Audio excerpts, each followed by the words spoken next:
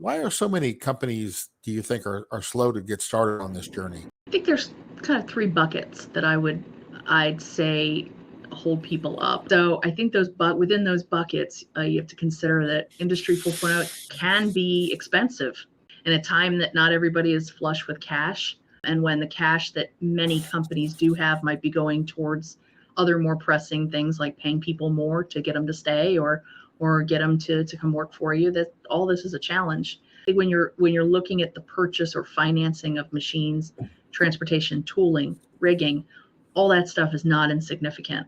Number two, that second bucket is that time is precious. How do you implement Industry 4.0 without shutting down the most critical in-demand machines that you have that would also benefit the most from a said upgrade or improvement? And that third bucket, I believe, is that Industry 4.0, it can often expand the scope of something that a shop is not ready to take on. And I think some of these minor things that are related to these challenges ultimately affect the efficiency on your shop floor. Like I talked about earlier with the shared workstations example, or, in my world, USB flash drives, that was a regular thing. You use them to transfer data. Okay, well, remember how Iran got hacked several years ago?